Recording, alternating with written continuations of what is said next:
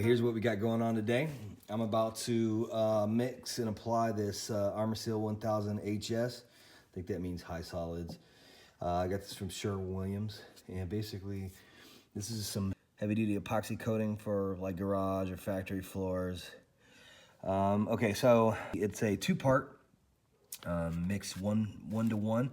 So I think there's a, I guess whatever the solids are, and then a hardener that comes with it. Part A, part B, and you just mix it 50-50. The area I'm doing is 108 square feet, and so according to the mixing instructions here, what it says is for the coverage square feet, the minimum you want to do is 206 square feet per gallon. And so I'm going to basically use half of this for my, I want to build it up kind of thick. And so anyway, I got 108 square foot. That'll be just a little bit more than that. The max that you can do is 350 square feet. But in this area, like I said, I want to build it up a little bit. So the drying schedule is kind of a function of ambient temperature. Right now it's somewhere around 65 degrees out here. What you have to do, the sweat-in time, first of all, is, I had to figure out what that meant, but when you mix it, it's got to sit there and catalyze, I guess, for 2 hours if it's 50 degrees, or 30 minutes if it's 77. So I'm going to do some algebra and figure out what it is, but I'm guessing it's probably like around an hour. So you mix it, mix part A, part B, mix it up. It says you got to mix it thoroughly. The guy told me that you got to mix it with a drill. It has a 4-hour cure time to touch, or 2-hour cure time at 77 degrees. I'm guessing I'm somewhere in the middle of there. Before you recoat, wait 24 hours, maximum 7 days. Don't walk on it for 48 hours in heavy traffic. I assume that means driving or moving heavy ass shit, 45 days. Or with this option here, 48 to 72 hours. So it's going to be at least 2 days, 2 to 3 days before I'm going to be able to start building my mill on here. And pot life, 4 to 6 hours. Okay, so what's this? So we're doing cement today. It recommends using a primer, which I'm not going to do. I was told by the people at the store that it was not necessary. It's probably a mistake, but oh well, I didn't buy it. Plus it's like 300 bucks a gallon, so you know, I'm gonna give it a shot. Surface prep for cement floors, they want you to mechanically abrade or acid etch. I did a combination of the two, as you saw in the previous video. Tinting, mine's white, gray I mean. Yeah, so it rained pretty good yesterday, and it's baked off a little today, and so I was going to do this yesterday, but I felt like it was too wet. Surface prep. Yeah, I had to look this code up here, SSPC, SP13, NACE6, or yada yada. Okay, that's the one that basically tells you to mechanically grind the surface. What I'm going to be doing is roller job, and what I got was some 3/8 inch woven with solid resistant core rollers. I got those at the store, and so let's get going. All right. Okay, this is what we got. I paid like 300 bucks for this at the store. I think it was less than that, but after all the crap I got with it, I got some cleaner and some acid. I think it came to about $300. So this is the part A here. Part B, like I said, I'm gonna use half of it. So I marked off 2 quarts. I'm gonna pour the part A in, and then I measured off what a full gallon was right here with this black line and marked it with a Sharpie. And so what I'll just do is I'm gonna pop the lid on the A. I'll mix it in a little bit with this mixer here. I got this at Home Depot. They sell these at Sherwin Williams too, but for some reason all their shit is more expensive, like the brushes and all that. So get yourself at Home Depot. I'm just gonna put this in my little DeWalt drill right there. And one more thing before I get started, there's this shark grip slip resistance additive. I'm just gonna dump the entirety of this into that part A. You're supposed to use one of these containers per gallon. So I'm gonna just dump it all in and then mix it with that before I dump it in here. And then it'll just be suspended in my part A. And so next time I use it, it'll be the same concentricity. I could probably try to put a certain amount in here, but I think it's kind of difficult to meter that out. And so I will, yeah, I'm just gonna dump it all in. Anyway, oh, another thing is I got these. These are like $1 a piece, but what they are, they attach onto the side of the can here like that. And then it provides a little spout to help pour the paint. And so let me try to get this on here with one hand. Yeah, anyway, you kind of, I'll show you what it looks like in a second. But yeah, so it probably helps you pour this without getting it everywhere. And so I got one for each can because I know I'm gonna have some on here and I don't want to run the risk of getting my catalyst in the A or the A and the B, because then it'll start to cure. Yep, so I'll go ahead and mix this up and then we will get going.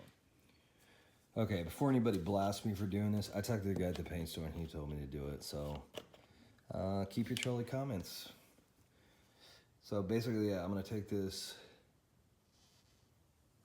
stuff here and just dump her on in. Maybe I should have put a little bit at a time, but who cares? All right, I'm gonna go ahead and mix this in and then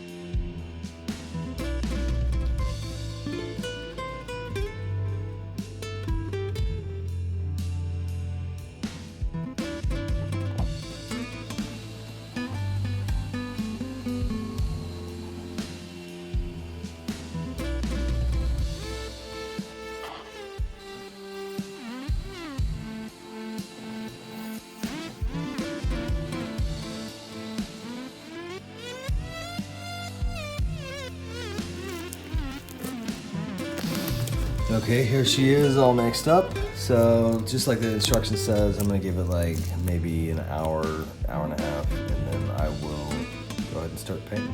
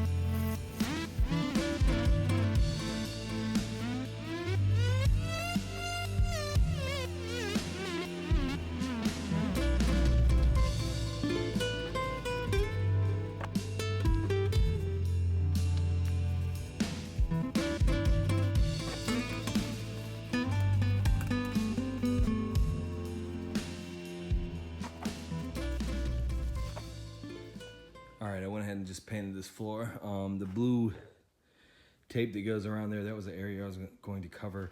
I also went ahead and covered out here.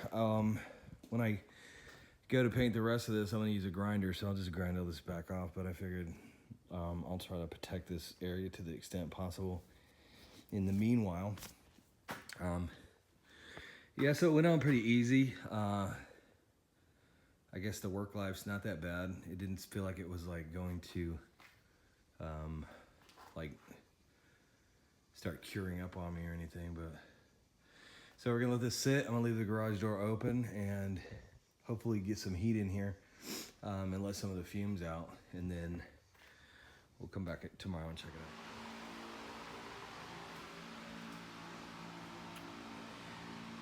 out. Okay, this is a few days later. It is Sunday, Christmas Eve, and basically this is what the floor looks like today. It had definitely, you can see the sand coming through. Down here in this end, it looks like kind of, I put it on pretty thick, and so there's areas that aren't dry yet, but you can still feel the media in the epoxy.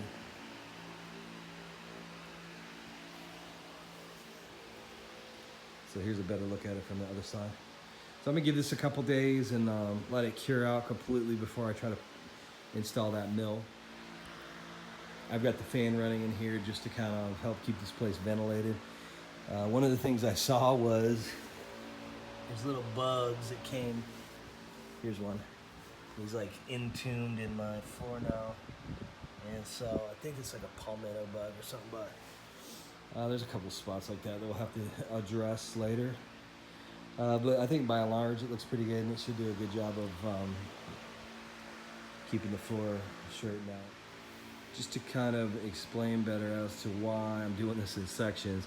So I have this mill that I'm working on, and I literally have parts all over the place in here. I also have a lot of other really heavy stuff that I got from machinery auctions that I'm in the process of rebuilding or selling, and some of it weighs in excess of 2,000 pounds. So you can see that this process takes several days. The idea of taking it all and dragging it out in my driveway and then completing this process in its entirety is kind of unreasonable. I think in order to do it right, what I would have needed to do is basically rent a truck and move the stuff somewhere, and then do this job and then bring it back in, which isn't really reasonable. So what I'm gonna do is I'll get the mill built up. That'll free up a lot of my shop space, and then I'll pull some of this stuff out of here. I'm gonna rent a grinder and just grind everywhere outside of the blue tape, even the areas that I painted. I'll just grind that epoxy back off. I had just a little extra at the bottom of my bucket, so I just decided to go ahead and coat this, but I'm gonna take it back off like I said, and I'll do that with a floor grinder. And so I'll do this bay in its entirety, and then that bay, and then I'll move stuff around and paint it in sections, and it's gonna take forever, but we'll get it done eventually. And so anyway, that's pretty much it. Just wanted to kind of show the process I walked through to do that. Pretty happy with the results. It looks good. It's a little shinier, more shiny than I expected, and that may be a function of how thick I put it on. I was right at the maximum in terms of mill's coverage, and so but anyway, we got a nice film thickness on there. The traction media, I could feel that. It's not really super tacky where it's going to trip you up, but you can tell it's there. And I think in the presence of some kind of lubrication or something, it'll help keep you from falling. Anyway, that's all I got. If you like this video, I have a bunch of other stuff that I'm in the process of doing. Like, I'm going to continue refurbing that mill. I also have some rotary tables that I'm going to do some stuff with. I have some wiring projects for some of these machines. I got some additional 3-phase machines that I need to wire in. And then I'm going to start fabricating a bunch of stuff. I gotta have a table that I'm in the process of completing. It's actually a desk for my kids, so I got a lot more stuff coming up. And so if you enjoyed my harebrained projects, go ahead and hit like and subscribe. Thanks. Bye.